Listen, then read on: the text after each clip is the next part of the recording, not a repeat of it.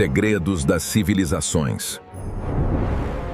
Nos Andes peruanas, existe uma parede de pedra que, segundo tudo o que nos ensinam, não deveria existir. É andesito quase tão duro quanto o granito, e esfregar uma ferramenta contra essa rocha durante anos deixaria necessariamente marcas. Esta não mostra nenhuma. Sob o microscópio, a sua camada externa parece estranhamente vítrea, como se a rocha tivesse sido recomposta em vez de entalhada. Um estudo publicado na revista Ceramics International revelou a presença de carbono orgânico preso numa pedra andina semelhante. Um carbono que nunca poderia sobreviver numa rocha nascida de um vulcão. Os arqueólogos tradicionais afirmam que ela foi simplesmente polida à mão durante séculos. Mas essa explicação não aborda nem os ângulos retos perfeitos, nem a pele vítrea, nem o conhecimento necessário, nem as ferramentas que nunca se encontraram, nem o menor vestígio escrito daqueles que a teriam moldado. Esta noite, debruçamo-nos sobre uma pedra que talvez tenha sido fabricada e não esculpida. Fabricada e não esculpida. Estas palavras derrubam discretamente quase tudo o que se acredita saber sobre este lugar. Chegamos diante de Nalpaca, assombrados por uma pergunta. Como conseguiram talhar a pedra com tal precisão? E se a pergunta partisse de uma premissa errada? O que significaria fabricar pedra? O termo técnico é geopolímero e a ideia é mais simples do que parece. Pega-se em rocha natural reduzida a pó e mistura-se esse pó com uma pasta química ligante que obriga os minerais a recombinarem-se. Enquanto a mistura ainda está maleável, pressiona-se ou verte-se num molde liso para criar um ângulo interior perfeitamente limpo, ali onde um cinzel deixaria sempre uma lasca. Deixa-se depois endurecer até obter uma matéria tão sólida quanto a pedra natural. Nenhum vestígio de ferramenta, porque não havia ferramenta, apenas um molde. É uma afirmação audaciosa, e uma afirmação audaciosa exige mais do que uma superfície lisa para se sustentar. Vejamos então como os cientistas realmente testam esta hipótese. Existe uma marca química reveladora. O andesito natural forma-se num vulcão sob um calor tão intenso que nenhuma matéria orgânica poderia sobreviver ali. Por isso, descobrir carbono e azoto orgânicos entrelaçados nos grãos minerais aponta já não para um vulcão, mas para uma oficina. Foi exatamente isso que a equipa liderada pelo cientista de materiais Joseph Davidovits constatou ao examinar o andesito cinzento dos grandes monumentos andinos. Vestígios químicos de uma receita humana selados numa pedra que os manuais qualificam como puramente vulcânica. A conclusão da equipa foi clara. Parte desse andesito nunca foi extraído de uma pedreira clássica. Foi fabricado. É preciso colocar um limite honesto. Esse estudo incidiu sobre os monumentos junto ao lago Titicaca e não sobre a porta de Nalpaca, nunca examinada sob o mesmo microscópio. Não se pode, portanto, afirmar que ela é um geopolímero, mas o que se pode afirmar é ainda mais perturbador do que uma certeza clara. A pedra mais dura dos Andes não era uma legenda inventada na internet. Era bem real nas mãos de povos que agrupamos sob um único rótulo redutor. Esta porta, com ângulos impossíveis e superfície intacta, encaixa-se precisamente nesse mundo que a descoberta revela. Fica então uma pergunta que não vai desaparecer. Se alguém no passado andino sabia amolecer a pedra e depois endurecê-la de novo, uma arte que os nossos laboratórios apenas começam a redescobrir, quem eram eles? E por que razão os que os sucederam chamaram deuses a esses construtores em vez de engenheiros? Ao entrar, percebe-se onde duas formas de construir se cruzam. Uma precisa, com planos perfeitamente lisos e nichos geométricos, a outra mais grosseira e maciça, presa com argila. As duas claramente não partilham o mesmo nível de ambição. É neste ponto que alguns vídeos recorrem à explicação mais espetacular. Visitantes vindos de outro mundo ou um portal estelar. Não seguiremos esse caminho, não por recusarmos especular, mas porque uma explicação mais terrena basta, com uma vantagem enorme. Pode ser verificada com os próprios olhos. Eis os factos. O trabalho grosseiro em argila e blocos é Inca. Os Incas eram excelentes engenheiros, e dizê-lo não tem nada de insultuoso. Era simplesmente o aspecto da sua arquitetura cotidiana. O trabalho megalítico finamente esculpido é mais antigo e os Incas sabiam-lo perfeitamente. Nos relatos que os cronistas espanhóis registraram depois de os ouvirem, os incas repetiam sem cessar que as construções em pedra mais belas do seu território não eram suas. Tinham sido erguidas por um povo anterior numa era mais antiga, da qual eles simplesmente herdaram. Este fenômeno não se limita a uma única gruta. A poucos passos encontram-se as mesmas camadas em Ollantaytambo. Enormes blocos acabados, montados com precisão impossível, rodeados pelo trabalho visivelmente mais rudimentar de épocas posteriores. Em Cusco, sob o templo que os espanhóis rebatizaram, repete-se a mesma história. Uma fundação de pedras gigantes, sem juntas, suportando séculos de construções mais modestas por cima. Este padrão repete-se por todo o Vale Sagrado como uma assinatura. Um povo construiu à pressa e grosseiramente, enquanto o outro, muito mais antigo, construiu como se a rocha fosse mole. A arqueologia tradicional agrupa tudo isto sob um único rótulo, mas esse rótulo não pode sustentar o peso do que se ergue diante de nós. Se um povo mais antigo moldou esta porta, a verdadeira pergunta passa a ser: o que mais poderá ter deixado atrás de si? E a resposta esconde-se na forma como esta gruta dialoga com o céu. Durante a maior parte do ano, esta gruta é apenas uma gruta sombreada e silenciosa. Mas a pouca distância, no mesmo vale, encontra-se um segundo santuário que quase ninguém fora da região conhece, chamado Chincana.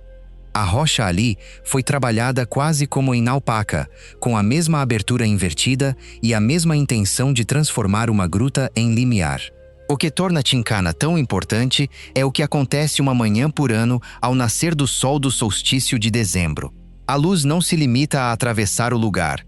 Ela infiltra-se exatamente pela abertura e penetra no interior, como se toda a gruta tivesse sido talhada para captar esse feixe único nesse instante preciso. Não é uma legenda contada por guias, é um alinhamento documentado que se pode observar pessoalmente no frio do amanhecer. Depois de o ver em Chincana, já não se olha para Nalpaca da mesma forma. A forma estranha deixa de ser um simples ornamento e passa a ser um verdadeiro instrumento, uma gruta deliberadamente talhada para acompanhar o ritmo das estações. Num mundo sem relógios nem calendários escritos, uma gruta capaz de marcar fielmente o solstício, captando um único nascer do sol entre os 365 do ano, não tinha nada de simples decoração. Era o sinal que indicava quando as sementeiras deviam começar. Literalmente, conhecimento gravado na paisagem. Isto torna-se ainda mais estranho dentro de Nalpaca, onde o altar esculpido não está orientado ao acaso. As suas câmaras abrem-se para pontos precisos do horizonte, o nascer de certas estrelas ou o local onde o sol parece imobilizar-se no solstício. Quem talhou este altar não era apenas um pedreiro. Era um observador do céu que gravava na pedra um testemunho duradouro dos movimentos celestes. Gostamos de acreditar que a astronomia rigorosa pertence aos telescópios modernos, mas quem criou esta porta conseguiu-o com uma montanha, um cinzel e uma paciência insuspeitada. Deixaram ainda outra coisa nesta gruta, um objeto único feito de uma pedra que não tem nada que fazer ali e que alguém séculos depois tentou com insistência destruir. Diante da entrada da gruta, ergue-se o elemento mais notável, um altar talhado numa rocha azul-verde profundo que os geólogos chamam Pedra Azul. É o único depósito dessa rocha em toda a região. Tudo o que a rodeia é apenas arenito comum. Alguém escolheu deliberadamente este material e deu-se a um enorme trabalho para o moldar quando uma pedra mais fácil se encontrava por toda a parte ali perto. Por vezes, ouve-se dizer que a pedra azul seria elétrica, que teria alimentado algo além da nossa compreensão. Deixemos de lado essa versão audaciosa, pois não é necessária. O facto verificável já basta. Os construtores procuraram um material raro presente num único lugar e moldaram-no com a mesma precisão da porta. Uma escolha deliberada e dispendiosa que demonstra a importância deste altar. Também contava para outros. Nos anos 1500, os sacerdotes espanhóis percorreram o Vale Sagrado numa campanha destinada a erradicar aquilo que chamavam idolatria, e os locais sagrados dos Andes foram destruídos um após outro. A parte superior deste altar foi deliberadamente partida. Sabiam que esta pedra representava uma fonte de poder para o povo conquistado, mas ao tentarem destruí-la, deixaram uma pista: um buraco profundo e liso, extremamente difícil de conseguir numa matéria tão resistente. Não se parece com a marca de uma martelada.